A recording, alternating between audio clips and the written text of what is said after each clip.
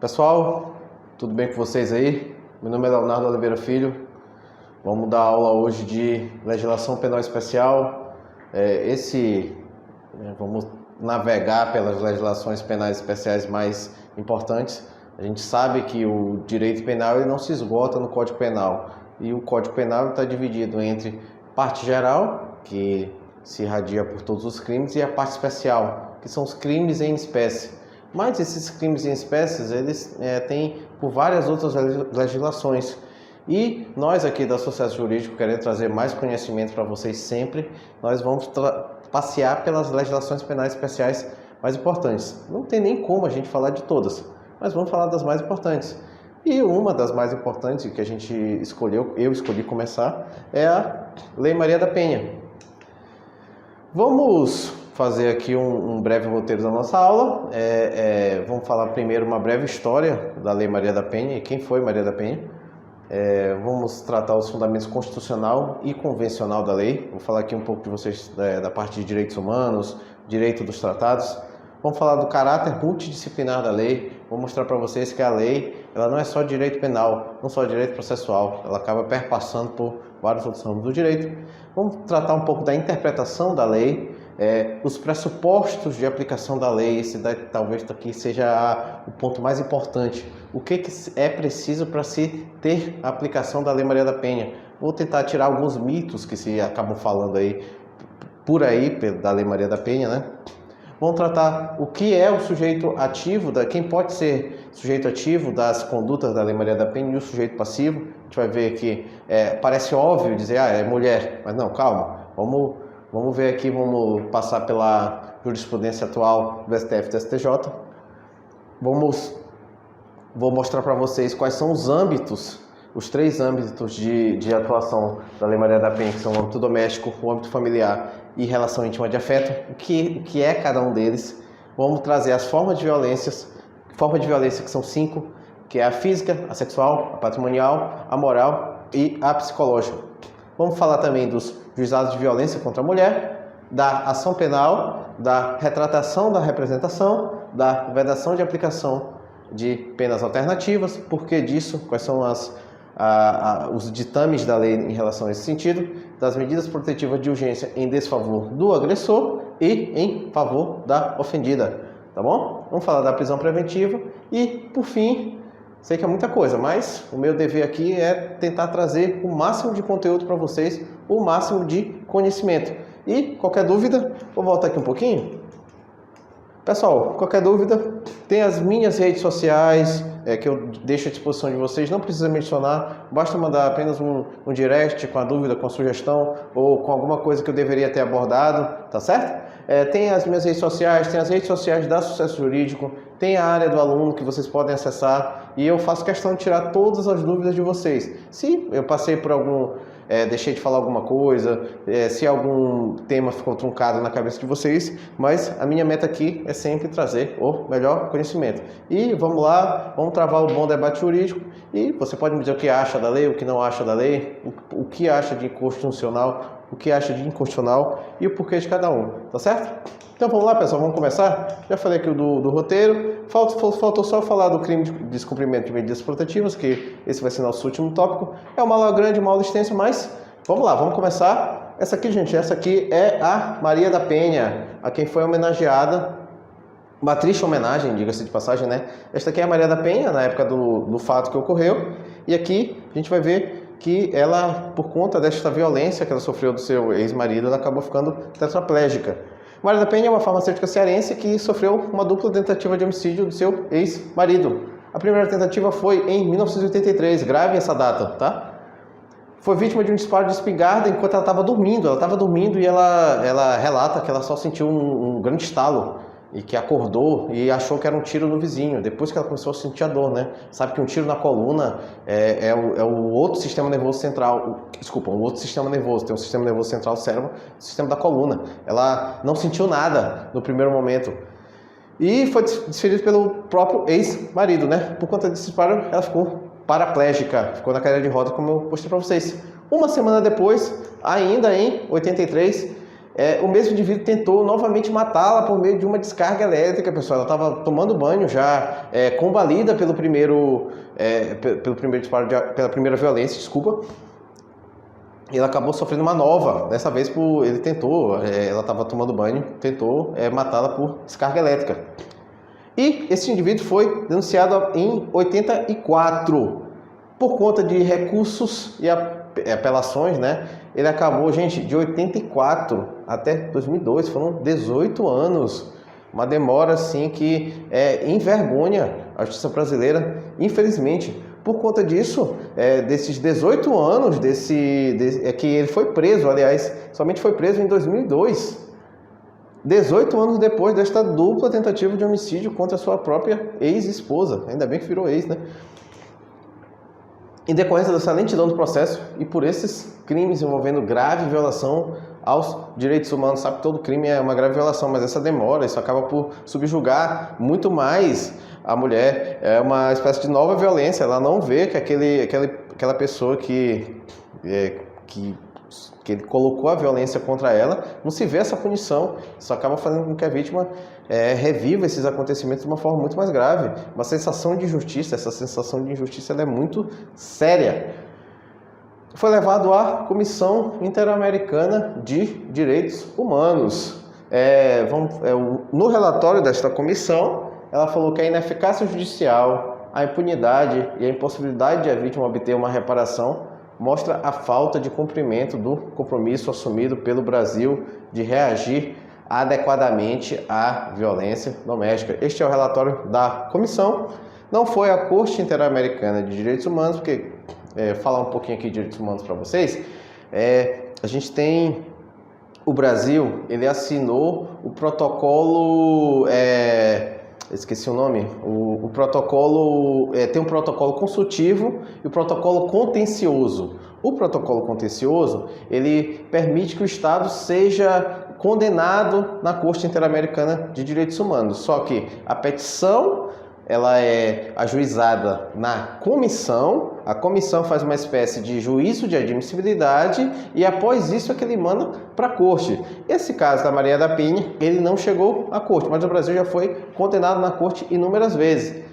Se eu não me engano, o Brasil assinou esse protocolo contencioso por volta de 2001. Então, a partir de 2001, nós temos condenações do Brasil nessa parte de direitos humanos, tá certo? Mas qualquer dúvida sobre direitos humanos, se esse não é um tema da aula, é só conversar comigo no privado, que também a gente pode conversar sobre isso. Vamos trazer agora quais são os fundamentos constitucional e convencional. Às vezes você pode estar pensando, Leonardo, mas esse negócio de convenção que o Brasil assina é besteira, o Brasil não deve estar nem aí, mas gente, isso é importante sim. Primeiro por quê? Primeiro pela vergonha internacional do Brasil não estar tutelando bem o direito dos seus cidadãos. Isso é uma vergonha internacional. E a gente sabe que hoje a gente vive num mundo muito conectado. Um mundo onde você sabe o que está acontecendo do outro lado do mundo, às vezes até consegue ver em tempo real o que está acontecendo. Então, nesse mundo conectado, a gente sabe que existem inúmeros fundos de investimento que eles não colocam seu dinheiro em países que não respeitam direitos humanos. Ele tem isso como uma missão institucional. Então, o Brasil acaba perdendo dinheiro sim, quando ele não cumpre os acordos que ele faz.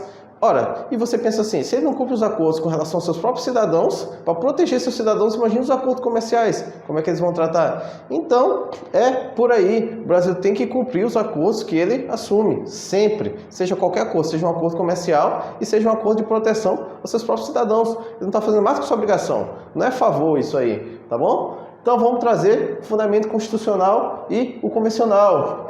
Sempre tem que lembrar para vocês que todo bem jurídico tutelado ele tem que buscar seu fundamento na Constituição. Não existe mais direito penal sem a gente falar de direito constitucional. Não existe nenhum direito do ordenamento jurídico brasileiro sem a gente recorrer à Constituição.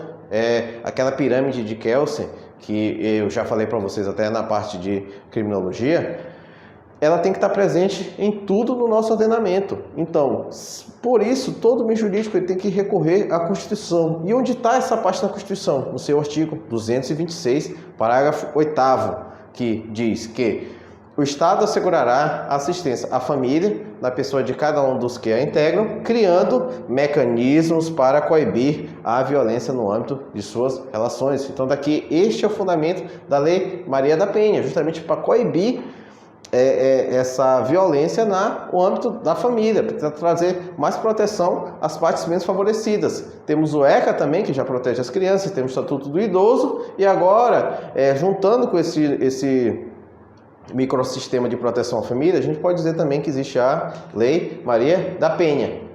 Além da Constituição, o Brasil é signatário de vários tratados internacionais acerca das temáticas. Podemos citar, em 1975, a Conferência Mundial sobre a Mulher e a Convenção sobre a Eliminação de Todas as Formas de Discriminação contra as Mulheres. Essa é uma conferência muito famosa. E, em 94, uma convenção que ocorreu em território brasileiro, que foi a Convenção de Belém do Pará. Além disso, a recomendação da Corte Interamericana de Direitos Humanos, os fundamentos constitucional e convencional, eles acabaram a ser cumpridos em 2016 com a Lei 11.340. Uma triste homenagem à Lei Maria da Penha. Essa lei já traz em seu artigo 1º, ele traz justamente isso. Ele mostra que o Brasil está cumprindo esta determinação, tanto a determinação constitucional quanto as determinações convencionais. Vou aqui ler para vocês o artigo 1º. Esta lei cria mecanismos para coibir e prevenir a violência doméstica e familiar contra a mulher, nos termos do artigo 8º da Constituição Federal, da Convenção sobre a Eliminação de Todas as Formas de Violência contra a Mulher, da Convenção Interamericana para Prevenir, Punir e Erradicar a Violência contra a Mulher e de outros tratados internacionais ratificados pela República Federativa do Brasil. Dispõe sobre a criação do Juizado de Violência Doméstica e Familiar contra a Mulher, estabelece medidas de assistência e proteção às mulheres em situação de violência doméstica e familiar. Então tá aí, fechando este bloco inicial de introdução a vocês, e digo também que o nome da lei foi concedido a Maria da Penha, que já falamos anteriormente. Uma triste homenagem, uma homenagem tardia. Infelizmente, teve que acontecer esse fato, o Brasil teve que se ligar para isso, para poder se editar essa lei. Caráter disciplinar da lei. A Lei Maria da Penha possui diversos dispositivos mais diversos. Direito penal, civil, processo penal, processo civil, até direito trabalhista. A gente vai ver uma parte que diz que a vítima de violência doméstica tem direito a mudar do seu trabalho. Tem a parte também até de direito previdenciário também. Então, assim, ela cabe irradiando pelos mais diversos ramos do direito. Tudo isso para proteger a mulher. Não adianta proteger a mulher, né, no âmbito do direito penal e ela perder seu emprego, aí acabaria a punindo de outra forma. Você acabaria protegendo de um lado e desprotegendo do outro. Seria uma espécie de cobertor curto. É uma espécie de microsistema de proteção à mulher, de proteção à família, de proteção aos mais vulneráveis. A interpretação da lei, ela tem um vetor interpretativo. Então, sempre que a gente tiver uma dúvida, a dúvida vai ser sempre na direção da proteção à mulher. E ela traz esse vetor interpretativo no seu artigo 4º, que diz literalmente que a interpretação desta lei serão considerados fins sociais a que ela se destina e especialmente as condições peculiares das mulheres em situação de violência doméstica e familiar. É uma norma penal hermenêutica. Pressupostos de aplicação da lei. Esses pressupostos, pessoal, são muito importantes. A gente vê muita coisa sendo falada errada. Nós vamos falar assim, às vezes, a lei ela acaba tendo seus critérios para sua aplicação. Não é qualquer violência contra a mulher que é colocada aqui nos limites da Lei Maria da Penha. Vou trazer exemplos para vocês e vou mostrar que às vezes o que a gente acha que é a Lei Maria da Penha, a gente vê muito até delegados dando entrevista dizendo que é Lei Maria da Penha. Eu acho que às vezes se interpreta a Lei Maria da Penha de forma um pouco assodada, mas é sempre com este vetor interpretativo de proteger mais a mulher, tá certo?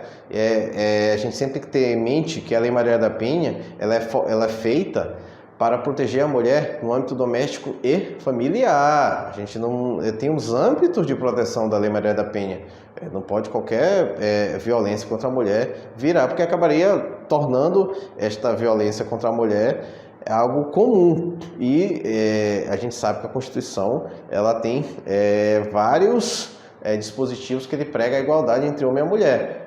Então, vou trazer exemplos aqui para vocês e para mostrar que esses são os pressupostos legais de interpretação da Lei Maria da Penha. Estou tomando cuidado para falar aqui com vocês porque a gente nunca pode colocar nossa opinião. Vocês não estão aqui para ouvir minha opinião, vocês estão aqui para fazer um estudo legislativo sobre a Lei Maria da Penha. E vou mostrar para vocês quais são estes pressupostos. Os pressupostos têm que ser cumulativos, então se não tiver presente um desses pressupostos, a gente já não vai colocar a mulher sob a proteção da Lei Maria da Penha. Em primeiro lugar, o pressuposto talvez não tão óbvio como pareça, que o sujeito passivo deve ser uma mulher. O segundo pressuposto tem que se demonstrar que teria havido uma das violências constantes no artigo 7º da lei, que são aquelas 5. Violência moral, violência patrimonial, violência sexual, violência física e violência psicológica. São esses 5 tipos de violência. E essas violências devem ocorrer em um dos contextos do artigo 5º da Lei 11.340. Vamos falar com vocês sobre os sujeitos ativo e passivo, vamos destrinchar cada um desses pressupostos, que é isso que é o mais importante dessa aula. Então, trouxe aqui mais ou menos uma ilustração para vocês. Então, o sujeito passivo tem que ser a mulher, a violência tem que ser uma daquelas 5 e o contexto desta violência, o contexto de onde ocorre esta violência, tem que ser um daqueles 3. Exemplo, trago aqui para vocês uma briga de trânsito, onde, obviamente, as pessoas não se conhecem, claro. Há violência física. Digamos que uma mulher bata no carro de um homem e ele acaba zangado, estressado, ele acaba cometendo uma violência física contra essa mulher. Há a violência? Claro que há, mas não há aquele contexto, não é uma relação íntima de afeto, não é uma violência familiar, não é uma violência doméstica. Então, se fizermos uma análise, uma interpretação da lei, não há a aplicação da Lei Maria da Penha. A gente vai para o Código Penal comum, tá certo? E uma lesão culposa, onde não há o dolo de praticar a violência contra a mulher, porque a lesão é culposa. Digamos que está lá dentro de casa, um pai esbarre e acabe machucando a filha. A gente não vê isso um subjugo da mulher em sua condição. Não há aquele dolo de ferir o bem jurídico da mulher. Então, nesses casos aqui, são 2 exemplos que eu trago para vocês, em que, apesar de haver a lesão ao bem jurídico, não se tem a aplicação da Lei Maria da Penha, tá certo? Mas há interpretações um pouquinho mais, digamos, radicais, que querem colocar a Lei Maria da Penha em tudo, mas não é isso que a lei diz. Infelizmente ou felizmente, a lei não diz isso, tá bom? Sujeito passivo é exclusivamente a mulher. Parece óbvio, mas a gente vê que agora o Supremo Tribunal ele reconheceu aos transgêneros e os transexuais, independentemente de cirurgia, de transgenitalização ou da realização de tratamentos hormonais ou patologizantes, o direito à alteração de prenome e gênero diretamente no registro civil. Então a gente vê que, apesar de parecer óbvio que o sujeito passivo é a mulher, mas a partir de que ponto esse transgênero ele pode sofrer a violência e ser encaixado neste sujeito passivo. Então essa é uma divergência doutrinária que elas acabaram ainda não chegando nos tribunais superiores. Há julgados de tribunais inferiores, de tribunais estaduais, como eu já vi no TJDFT, aplicando os ditames da Lei Maria da Penha para o transgênero, mas essa questão ainda não foi enfrentada de forma clara e precisa nos tribunais superiores. É de rigor a conclusão no sentido de que, na eventualidade de um transgênero proceder à alteração de seu gênero diretamente no registro civil, identificando a partir de então como mulher, poderá ser sujeito passivo da violência doméstica e familiar prevista na Lei Maria da Penha. Essa é mais ou menos a visão mais ponderada, que a partir de que faz esse registro, essa mudança no registro, e que a partir disso o transgênero passa a se considerar mulher e mulher para fins legais, a gente acha que a partir deste marco temporal ele poderá ser sujeito passivo e se encarar a sua violência na Lei Maria da Penha. tivemos aqui o sujeito passivo, vamos falar aqui para vocês da inaplicabilidade do princípio da insignificância da Lei Maria da Penha. Trago aqui o enunciado de súmula número 589. Pessoal, só um adendo aqui para vocês. Por que é súmula, é enunciado de súmula e não súmula? Súmula é substantivo coletivo. Então só existe uma súmula do STF, STJ, por incrível que pareça. Então, existem enunciados de súmula. Súmula vem de suma, vem aquilo que suco. O suco que a gente faz, se extrai aquela suma. É aquilo ali que se extrai de toda a jurisprudência. Então, para virar esse enunciado, é a reiterada jurisprudência, é a reiterada julgamento da mesma matéria várias vezes. Entendeu? Então, esse julgamento reiterado que vira a súmula e se tem esses enunciados. Então, talvez com a evolução da língua a gente passe a ter a chamada metonímia, que a gente passe a tratar o todo como parte. Mas, por enquanto, até onde eu saiba, mas se você tiver alguma outra visão com relação a isso, algum outro puder me trazer mais esse conhecimento, é só você me falar, me mande a mensagem, mas até onde eu saiba não existe súmulas, existem enunciados de súmula, tá bom? E o meu dever aqui para vocês é sempre trazer o conhecimento mais correto possível.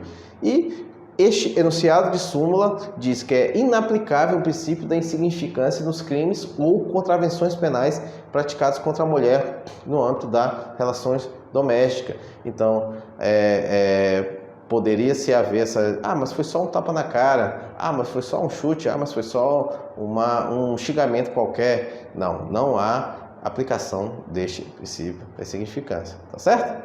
O princípio da significância é uma construção doutrinária, ele não está trazido em nenhum dispositivo legal, tá bom? Isso dica-se de passagem, que afasta a tipicidade de crimes que lesionaram de alguma forma insignificante o bem jurídico tutelado pela norma, tá bom? Então, é o requisito da tipicidade do crime. E essa súmula do STJ, ela diz que é inaplicável este princípio.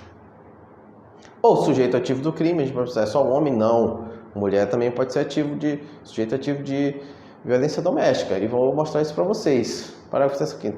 As relações pessoais enunciadas neste artigo independem de orientação sexual. Então, uma mulher numa relação homossexual, numa relação homoafetiva, ela pode ser sujeito ativa de violência doméstica. Isso já tem aqui, a lei já traz exatamente isso no seu parágrafo único do artigo 5º, tá bom? O sujeito ativo pode ser homem ou mulher, e para a doutrina a diferença se dá que no caso do sujeito ativo ser um homem, haveria uma presunção absoluta de aplicação da Lei Maria da Penha. Já quando no caso do sujeito ativo mulher, há uma presunção relativa. A gente vamos analisar caso a caso. Será que necessita realmente desta proteção da Lei Maria da Penha? Então isso vai se dar a cargo do juiz, sempre observando aquele vetor interpretativo de maior proteção à mulher. A presunção absoluta, ela não admite prova contrária. A presunção relativa, ela admite sim